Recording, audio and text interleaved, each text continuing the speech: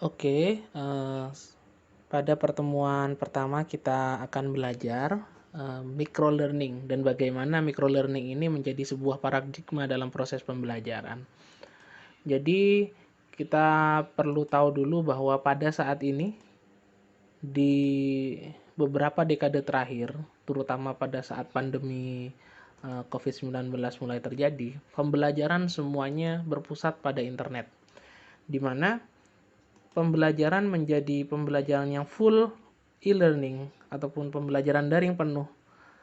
Walaupun nantinya pandemi ini telah berakhir, kemungkinan pembelajaran tatap muka juga akan berganti ke blended learning. Apa sih blended learning itu? Jadi blended learning itu bisa diibaratkan pembelajaran yang membaurkan antara pembelajaran tatap muka dengan pembelajaran daring. Yang akan jadi pertanyaan, apakah e-learning selama ini disukai oleh siswa? Tentu saja jawabannya pasti 50-50. Ada yang suka, ada yang enggak. Namun kelemahan terbesar dari e-learning adalah adanya distraksi. Sekarang kita ibaratkan ketika kita belajar daring. Maka 8 sampai 1 menit kemudian, ini dalam beberapa penelitian ya, kita pasti akan terdistraksi untuk membuka media sosial ataupun ngegame dan lain-lain. Kita tidak akan pernah fokus terhadap pembelajaran daring ketika jangka waktunya itu terlalu lama. Josh Miller, seorang psikologis ya, menyatakan bahwa otak manusia itu tidak memiliki penyimpanan yang banyak sebenarnya. Jadi otak manusia hanya bisa menyimpan hingga 5 hingga 9 fakta sebelum nantinya manusia akan menyimpannya ke memori jangka panjang atau long term memory atau kehilangan semuanya dari 5 hingga 9 fakta. Bagaimana mengatasi hal tersebut? Microlearning adalah sebuah jawaban yang paling tepat. Sekarang kita ibaratkan konten dalam sebuah pembelajaran itu layaknya donat gitu. Kalau kita langsung melahap semua donat, itu pasti akan sangat kesulitan. Kita perlu menggigitnya pelan-pelan. Nah, biar lebih gampang bagaimana? Ya udah, kita bagi aja donat yang bulat tadi ke dalam beberapa bagian. Di dalam microlearning, bagian-bagian kecil ini disebut dengan microcontent. Maksudnya microcontent adalah memecah konten pembelajaran yang sifatnya panjang ataupun besar ke dalam fragmen-fragmen kecil. Agar apa? Agar siswa atau mahasiswa lebih mudah mempelajarinya. Atau kalau kita ibaratkan sebagai kue donat, agar si orang yang mengkonsumsi tadi lebih gampang memakannya. Kenapa sih harus microlearning? Oke, kalau kita berbicara kondisi saat ini, terutama anak-anak muda ya. Jadi cara kita mengkonsumsi informasi itu melalui internet, kita butuh informasi yang cepat, padat, dan jelas. Dan kita nggak perlu informasi yang bertele-tele. Kita tidak perlu ikut perkuliahan online atau webinar yang berjam-jam yang membosankan, yang bikin kita ngantuk gitu. Kita hanya perlu waktu yang seefisien mungkin untuk belajar pengetahuan baru dan membuang yang tidak kita perlukan. Itulah kenapa pembelajaran pada saat ini harus berfokus kepada microlearning. Sekarang kita bandingkan kenapa kita tidak membuat pelajaran yang panjang. Dalam sebuah penelitian, ketika kita mau membuat konten pembelajaran dengan durasi 1 jam, misalkan membuat video dalam durasi 1 jam gitu ya, isinya pembelajaran, maka setidaknya proses persiapannya, entah itu studi literatur, membuat medianya, dan lain-lain, itu membutuhkan waktu 43 sampai 185 jam. Tentunya ini bukan waktu yang sedikit. Kelemahan kedua, ketika kita membuat konten yang terlalu panjang, peserta didik mengalami banyak distraksi, seperti yang sudah dijelaskan di awal. Kemudian yang ketiga, peserta didik hanya menangkap 15% dari total keseluruhan materi atau konten. Sementara 1 bulan kemudian, 15% ini hanya 80% yang dibuang, sisanya itu ditangkap. Jadi hanya 20% bisa ditangkap otak. Inilah kelemahan membuat konten pembelajaran yang sangat panjang. Maka dari itu kita perlu mencanangkan yang namanya microlearning. Nah, cuma kita perlu tahu dulu nih, kira-kira microlearning itu kayak gimana sih? Jadi microlearning itu punya 7 dimensi. Yang pertama ada waktu, tentunya waktunya lebih singkat dibandingkan pembelajaran online tradisional. Maksudnya pembelajaran online tradisional yang kita kenal itu adalah pembelajaran online yang tidak ada batas waktu gitu. Bisa sangat panjang, bisa sampai 1 jam atau 2 jam gitu.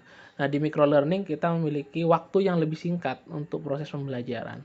Kemudian yang kedua, terkait isi dan konten.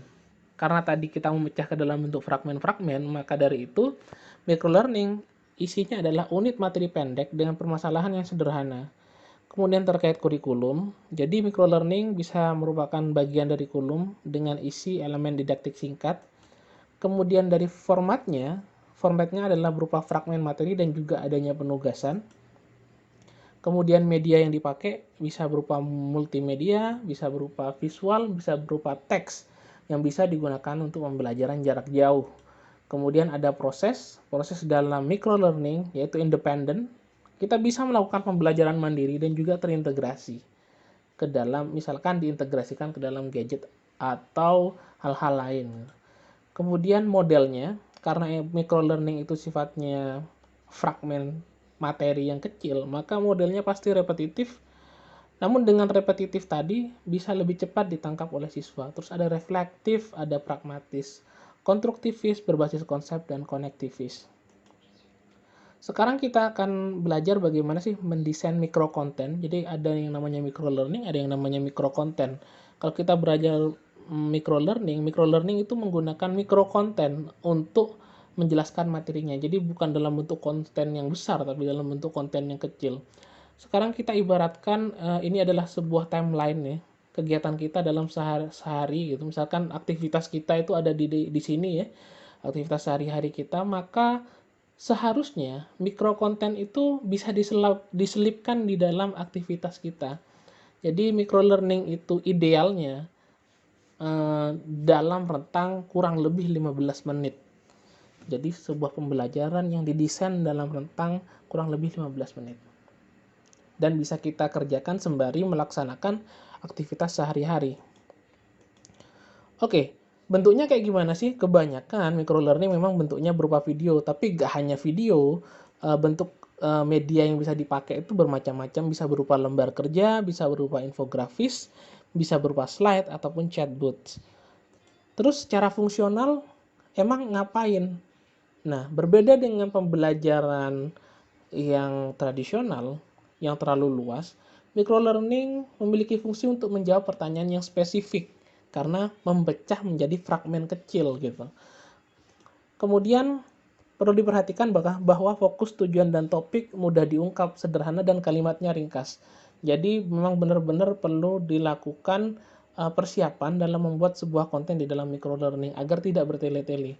Kemudian otonomi, maksudnya dari otonomi adalah setiap bagian dari mikro konten itu harus independen sehingga pelajar tidak harus mencari informasi tambahan.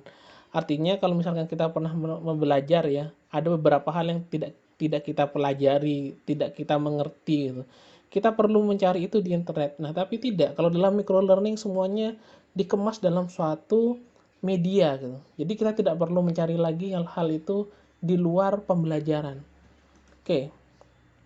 Dan yang paling jelas, mikro konten harus mudah dibagikan atau di-share. Ketika hal itu tidak mudah dibagikan, maka dia tidak bisa dikatakan sebagai mikro konten.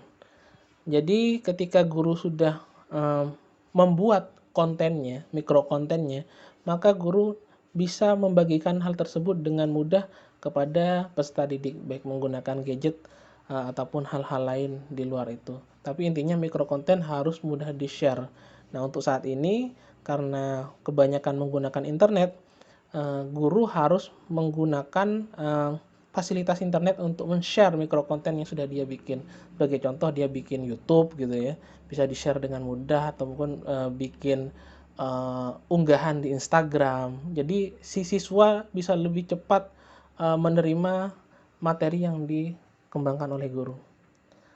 Idealnya berapa lama sih sebuah video dalam micro learning ya. Jadi kalau kita berbicara micro learning, seperti tadi dijelaskan bahwa micro learning itu setidaknya kurang lebih 15 menit.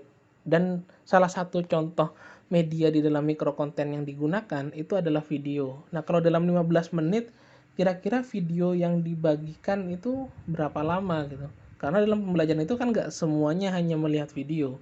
Pasti ada penugasan juga. Oke. Untuk membuat video yang ideal, kita perlu tahu dulu beberapa survei terkait lama penonton menyimak sebuah video. Ada sebuah survei yang dilakukan oleh Wistia. Wistia ini semacam penyedia hosting video gitu ya. Dia menyatakan bahwa dalam setiap menit orang yang menonton video ya, perhatiannya atau atensinya itu akan semakin turun. Yang paling ideal memang di 2 menit pertama. Namun perlu kita lihat pada sekitar menit ke 7 sampai ke 12, ini adalah waktu yang disebut dengan sweet spot. Artinya, walaupun di sini mengalami penurunan dari menit ke-2 sampai ke-6 ya, tapi si penonton akan cenderung lebih fokus pada menit ke-7 sampai 12. Jadi idealnya menurut Wistia kalau ingin membuat video pembelajaran, bikinlah dalam rentang waktu di sweet spot ini. Dalam beberapa penelitian lain di edX ya, ada sebuah penelitian bahwa sebenarnya waktu yang paling ideal dalam membuat video itu adalah 6 sampai 9 menit. Sekarang kita bisa lihat kurvanya di sini. Ketika sudah melewati 6 sampai 9 menit, maka atensi penonton akan semakin menurun dan seterusnya. Jadi dari dua survei ini bisa dipastikan bahwa kisaran video yang digunakan sebagai micro content dalam micro learning itu idealnya kita bisa bikin dalam rentang waktu 6 sampai 9 menit. Karena jujur aja ketika video pembelajaran semakin lama, otomatis seperti yang dijelaskan di awal tadi, akan lebih banyak distraksi yang diterima oleh peserta didik sehingga mereka tidak akan menyimak video tadi tapi melakukan hal yang lain. Oke, jadi seperti itu materi hari ini. Terima kasih. Kita akan bertemu lagi di pertemuan kedua yang akan membahas terkait bagaimana micro learning dan micro content itu diimplementasikan dalam proses pembelajaran.